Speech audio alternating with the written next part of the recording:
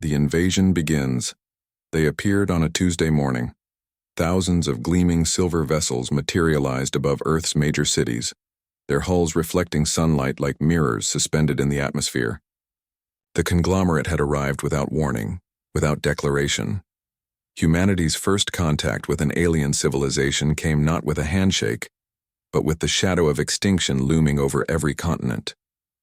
On the deck of the flagship Sovereign, Dominance Admiral Corvus stood with his forearms clasped behind his back, multifaceted eyes scanning the blue planet beneath him. His scaled skin shimmered under the artificial lights, patterns of dominance and victory displayed prominently across his chestplate. "Begin the broadcast," he ordered, voice like gravel sliding through a metal pipe. "Let them see who now owns their world." His image appeared on every screen across Earth, televisions, phones, billboards, even car dashboards. The alien's face was angular, reptilian, with vertical pupils that contracted as he began to speak. "People of Earth, I am Admiral Corvus of the Galactic conglomerate. Your world is now under our protection and jurisdiction. Your resources are ours. Your labor is ours. Your future is ours. We offer you this single opportunity to surrender peacefully. Resistance would be..."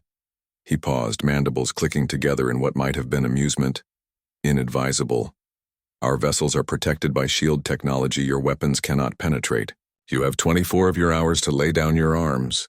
The transmission ended, leaving billions in stunned silence.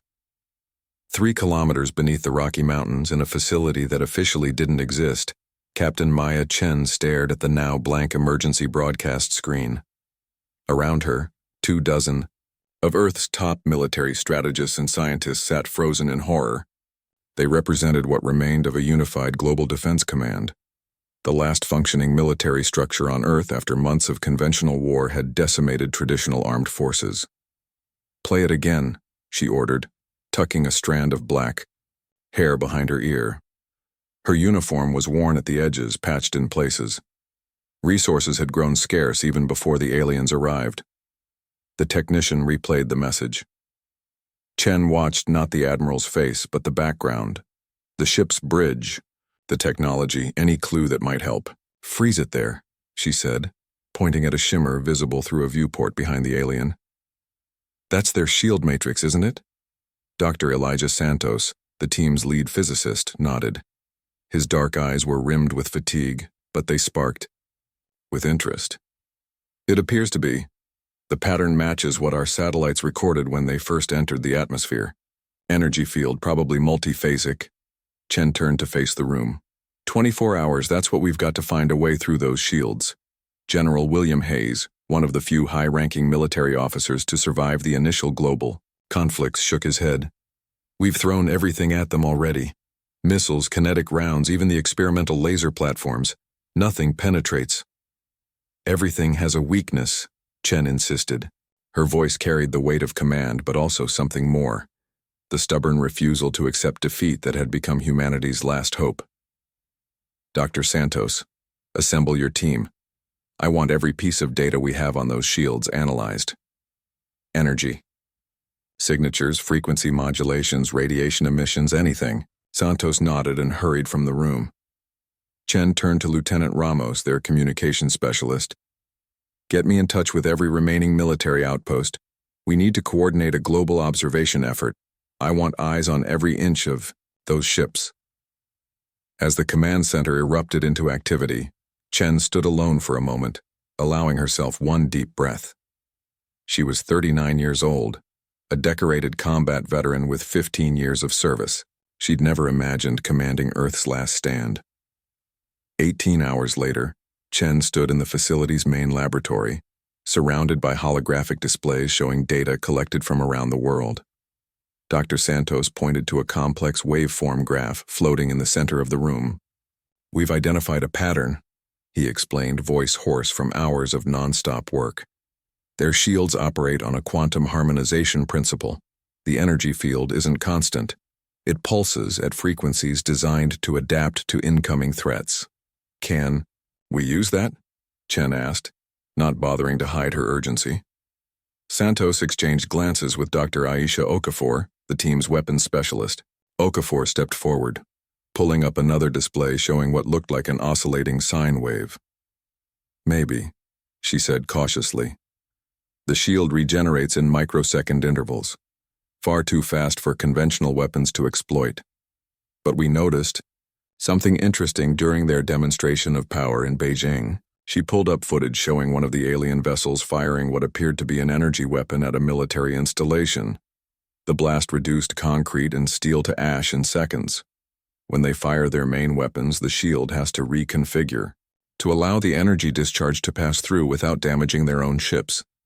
During that reconfiguration, there's a millisecond, just one, where the frequency drops to accommodate the weapon's energy signature. Chen's eyes narrowed. And if we could hit them precisely during that millisecond, theoretically we could penetrate the shield, Santos confirmed. But we'd need to synchronize our attack perfectly with their weapon's discharge. And we'd need a weapon capable of delivering enough kinetic energy in that tiny window to cause damage. What about the railgun prototypes? General Hayes suggested. They were designed to deliver massive kinetic payloads at hypersonic speeds. Okafor nodded slowly. We could modify them to fire on an automated trigger timed to the shield frequency. Drop. But we'd need to get them close enough to the ships, and we'd need the ships to fire first. Chen was already turning toward the communications console. In other words, we need bait. She activated the global command channel. This is Captain Chen to all remaining forces.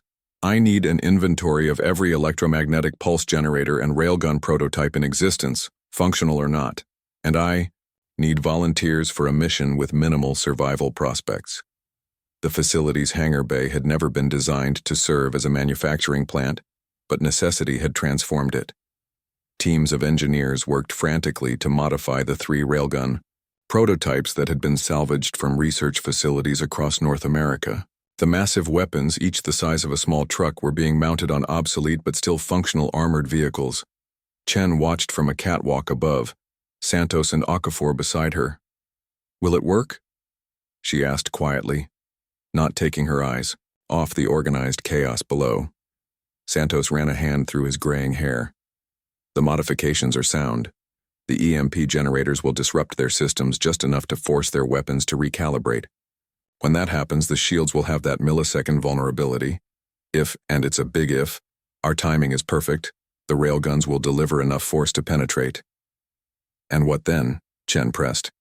Even if we punch through, their ships are massive. What damage could we really do?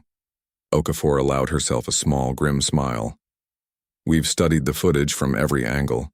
There are what appear to be heat sinks along their ventral surfaces, cooling systems for their propulsion and weapons. Hit those, and we might be able to trigger a cascade failure. A communications officer approached, interrupting their conversation. Captain, we've received reports from our observatory in Chile. One of the smaller alien vessels has broken formation and is descending toward Buenos Aires. Chen's expression hardened. They're starting early. Prepare the prototype units for immediate deployment. The outskirts of Buenos Aires had already been evacuated when the conglomerate scout ship took position above the city center. Its sleek, silvery hull gleamed in the afternoon sun as it hovered, engines emitting only the faintest hum. Hidden among the rubble of collapsed buildings, 3 modified armored vehicles waited in silence. Lieutenant Davi Rodriguez, commander of the hastily assembled strike team, kept his eyes locked on the alien vessel through specialized binoculars. Target is in position, he reported through the secure comm channel. Shield signature matches the pattern we've been briefed on. Chen's voice crackled in his earpiece from the command bunker thousands of miles away. Remember the sequence? Lieutenant, the EMP first, then immediate railgun fire the instant their weapon system activates. Understood, Captain, Rodriguez replied. He signaled to his team. EMP generators charged and ready. He took a deep breath, knowing what came. Next, the alien ship wouldn't fire its weapons without a target to aim at. Someone had to draw their attention. Initiating Phase 1, he announced, then switched to the local channel. Martinez, you're up. A single transport vehicle roared to life. From behind a collapsed office building, engines screaming as it accelerated directly toward the hovering alien craft. Private Martinez, a volunteer with nothing left to lose, as he'd put it, drove straight into the open, making no attempt at concealment. The reaction was immediate. The scout ship's underside began to glow with accumulated energy, the telltale sign of its weapon systems powering up. EMP now, Rodriguez ordered. 3 electromagnetic pulse generators fired simultaneously, sending invisible waves of disruptive energy toward the alien craft. The effect wasn't dramatic, just a momentary flicker in the scout ship's lights, but instruments confirmed it had forced the weapon systems to recalibrate. The scout ship fired, its energy beam lancing down toward Martinez's vehicle. In that exact moment, as the ship's shields reconfigured to allow the weapon's discharge, all 3 railguns fired. 3 hypersonic projectiles, little more than specially designed tungsten rods, crossed the distance to the scout ship in milliseconds. 2 missed, but the third, whether by skill or pure luck, struck precisely at the junction of a heat sink. The effect was immediate and spectacular. The projectile punched through the momentarily vulnerable shield and tore into the ship's hull. Secondary explosions bloomed along the ship's underside as systems overloaded. The energy weapon cut out, mid-blast, leaving a scorched trail across the ground that stopped just meters short of Martinez's vehicle. For a moment, the scout ship seemed to hover normally despite the damage. Then it began to list to one side, altitude dropping erratically. Emergency thrusters fired in desperate compensation, but the damage was too severe. With a sound like tearing metal amplified 100-fold, the alien vessel crashed into an abandoned commercial district. In the command bunker, Chen watched the live feed with carefully controlled expression. When confirmation of the hit came through, a cheer erupted around her, but she remained focused on the larger tactical display showing the main conglomerate fleet still hovering in Earth's orbit. "It worked," Santos whispered beside her, his voice trembling with a mix of relief and disbelief. "1 scout ship," Chen reminded him, but there was new strength in her voice. "Now we need to figure out how to do the same to their capital ships." She turned to her communications officer. "Get me a secure line to all remaining command centers worldwide. Tell them we've found our opening." As the officer hurried to comply, Chen allowed herself one brief moment of hope. The road ahead would be brutal, casualties immense, but for the first time since the conglomerate appeared in Earth's skies, humanity had something it had been lacking: a fighting chance. Humanity's counterattack, the destruction of the scout ship, had consequences. 6 hours after its crash in Buenos Aires, the conglomerate fleet shifted formation. Dozens of vessels descended into Earth's atmosphere, positioning themselves over major population centers still standing after months of conventional warfare. In the underground command center, Captain Maya Chen watched the tactical hologram with growing tension. Red icons representing alien vessels spread across the globe like a metastasizing cancer. "They're moving faster than we anticipated," General Hayes observed, his weathered face grim in the blue light of the display. The Admiral didn't wait for his own deadline. "The Buenos Aires operation forced their hand," Chen replied. "They know we found a weakness." Dr. Santos hurried into the command center, tablet in hand.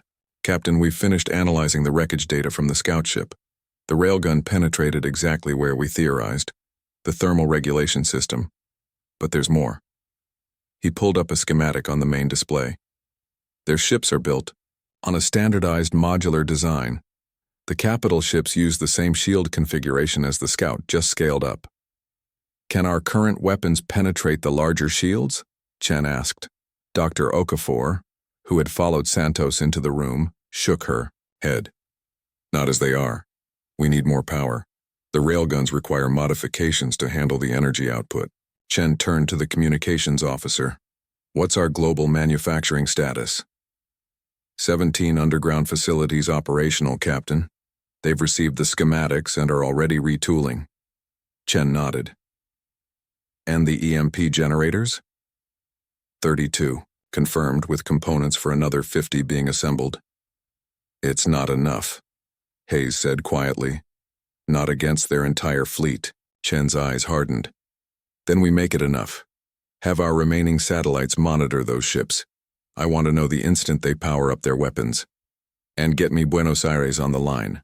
I need to speak with Lieutenant Rodriguez." The skies, above what remained of Seattle, glowed an ominous red as the conglomerate warship positioned itself for attack. Unlike the scout ship in Buenos Aires, this was a full assault cruiser, nearly 3 times larger, its hull bristling with what intelligence suggested were multiple weapon systems.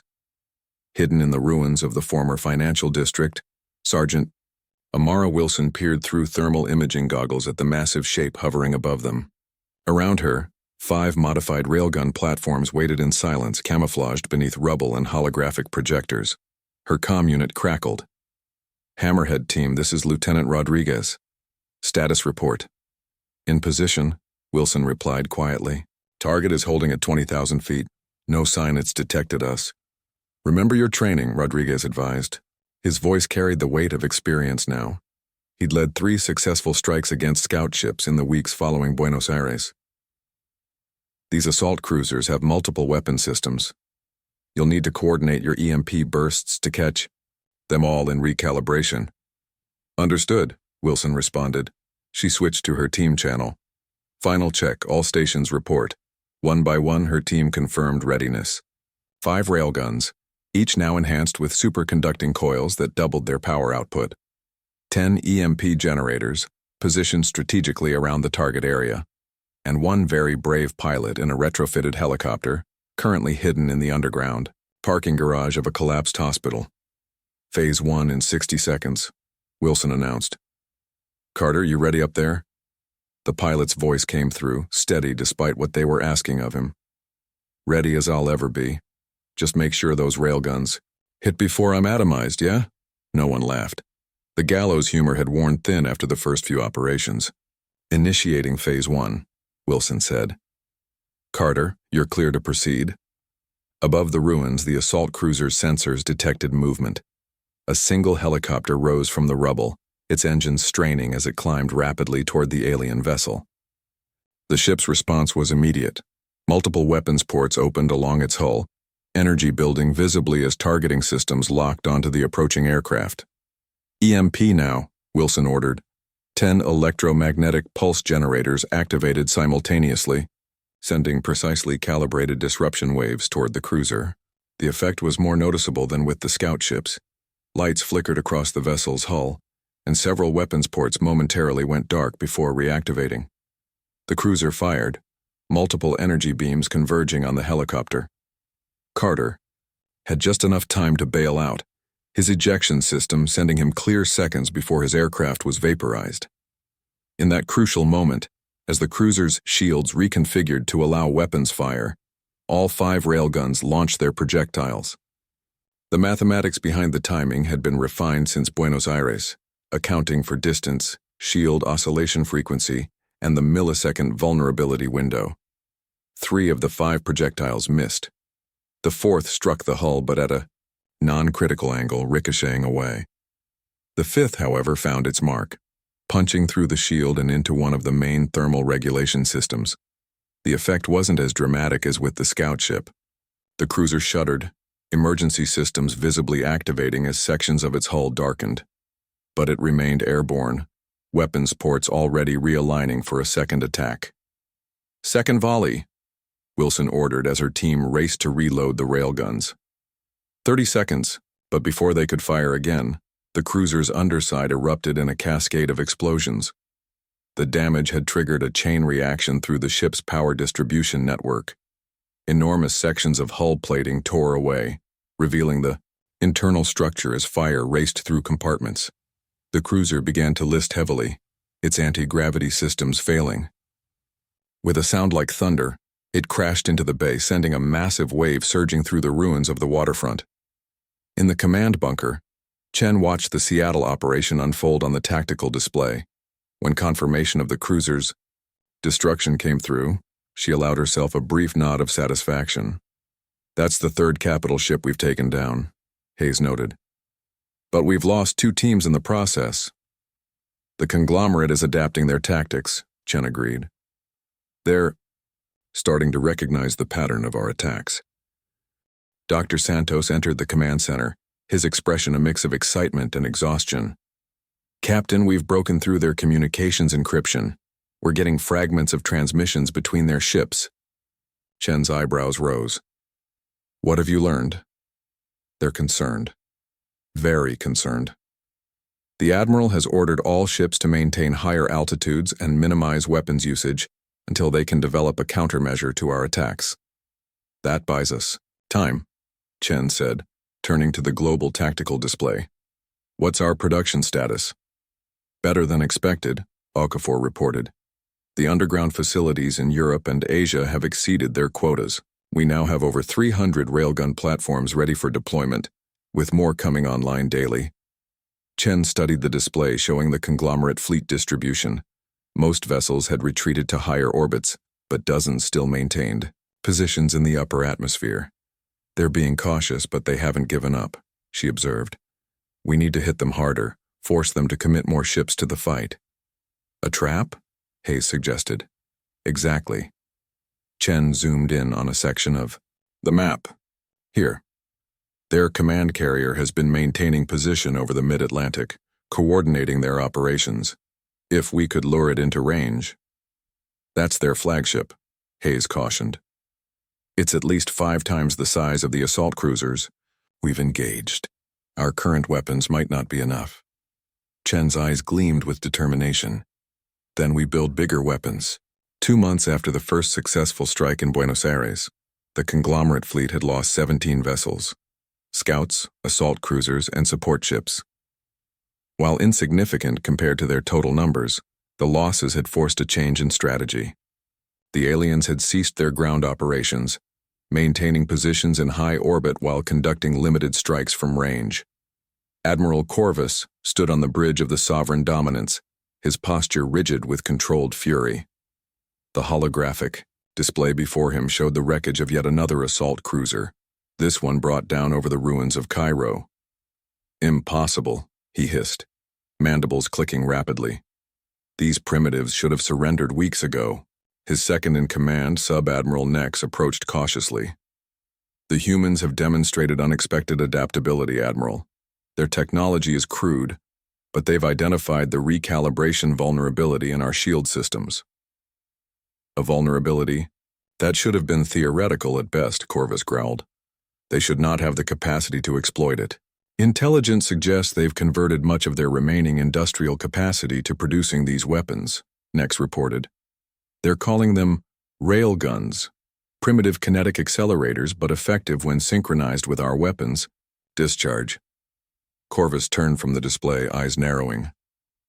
Then we cease all non-essential weapons discharge, maintain orbital positions, and continue bombardment from maximum range. With respect, Admiral, Nex ventured, such a strategy extends the conquest timeline significantly. The Directorate expects results. The Directorate is not here, Corvus snapped. I will not lose more ships to these barbarians. We will wear them down from orbit. Their resistance cannot last forever. The message arrived at the command bunker. Through chains of human couriers, the only communication method the conglomerate couldn't intercept. A single data drive containing satellite imagery of the Pacific Ocean, 300 miles west of San Francisco. Chen studied the images with Santos and Hayes at her side. The Sovereign Dominance hovered just within Earth's atmosphere, surrounded by a protective formation of assault cruisers. It's an inspection tour, Chen concluded. The Admiral wants to see the battlefield for himself. Can we reach them at that altitude? Hayes asked. Santos nodded slowly. The new super railguns have the range, but the energy requirements are enormous. We'd need to coordinate the entire Western power grid to generate enough charge for a single volley. And we'd only get one shot, Chen added, understanding the implications. If we miss, we won't get another chance, Hayes finished. The moment we fire, they'll know exactly where we are. Chen stared at the image of the massive flagship. How many of the super railguns are operational? 3, Santos replied. Installed at hardened sites in the Sierra Nevada mountains, each capable of launching a projectile to the edge of the atmosphere. Chen made her decision. Ready the weapons. Route all available power to the launch sites. We take our shot when they make their closest approach to the coast. The mountain bunker shook with the strain of channeling unprecedented amounts of power. through the hastily constructed conduits. Warning lights flashed across control panels as capacitors charged beyond their rated capacities. Chen stood at the primary control station, surrounded by the engineering team.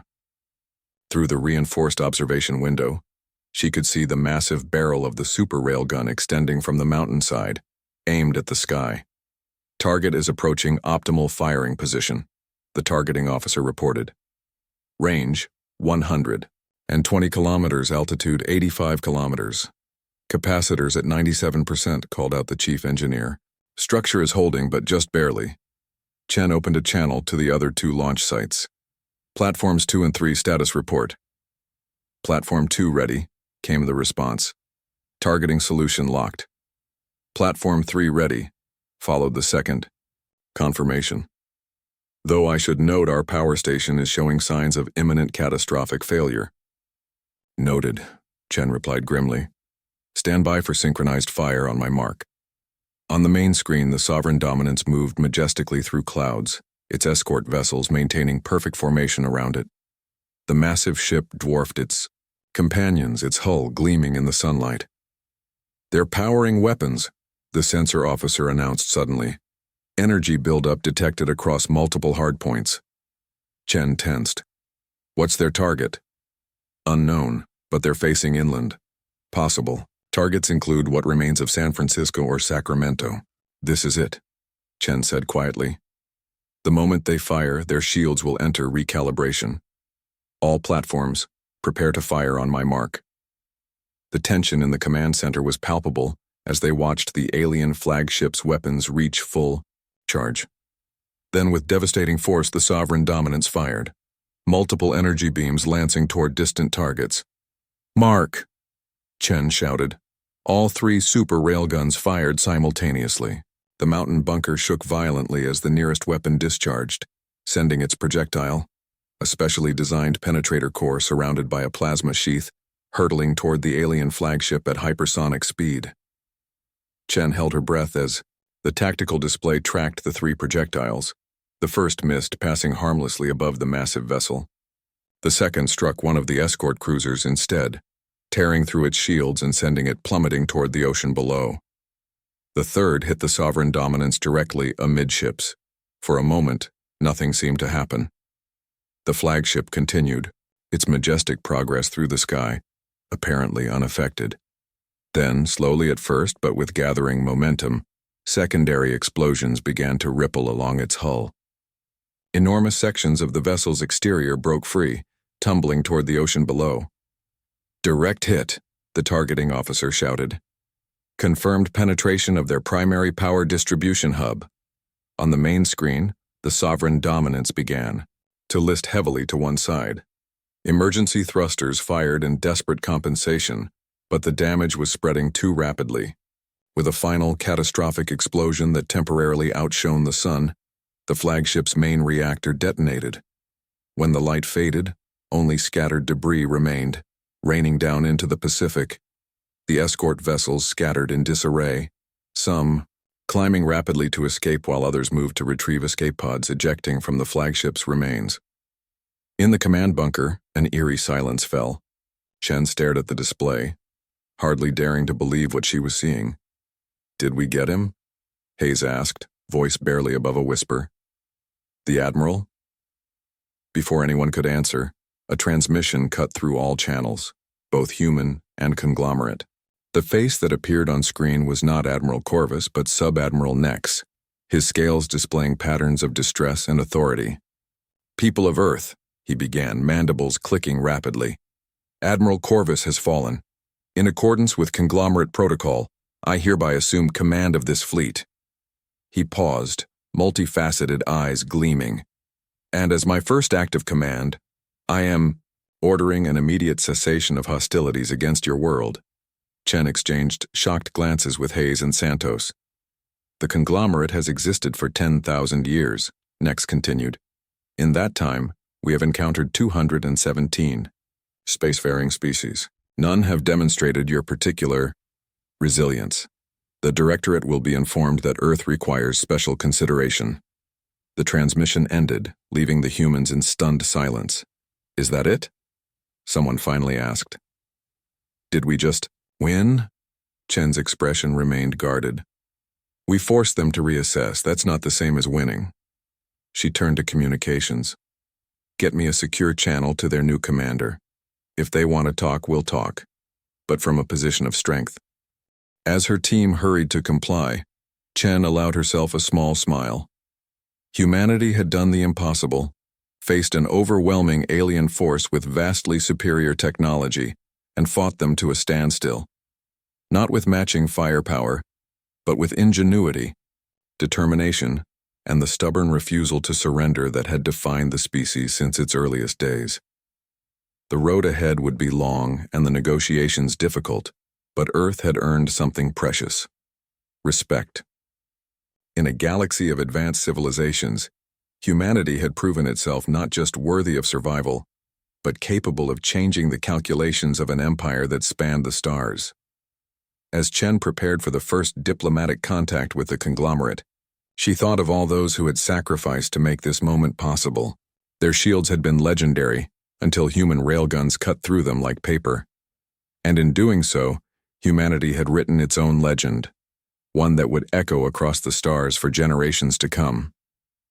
6 months later, Captain Maya Chen stood at the observation deck of the newly constructed Earth Space Defense Command, watching as the first human-built vessel incorporating conglomerate technology prepared for its maiden voyage.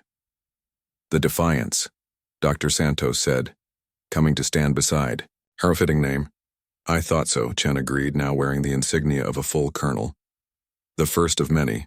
Below them, engineers and technicians swarmed over the sleek craft, a hybrid of human design and alien technology. Part of the negotiated peace treaty included technology exchanges, strictly controlled but immensely valuable. The Conglomerate Council arrives next week, Santos reminded her. They're still struggling to understand how we identified their shield vulnerability so quickly. Chen smiled. Some things are better left mysterious. Let them wonder a little longer. And the railgun platforms? Still operational, Chen confirmed. And will remain so until we're certain of our standing in the galactic community. Santos nodded approvingly. Trust, but verify. Exactly. Chen turned from the viewport. The universe is larger and more dangerous than we ever imagined, but we've earned our place in it. She gestured to the ship below. And that's just the beginning.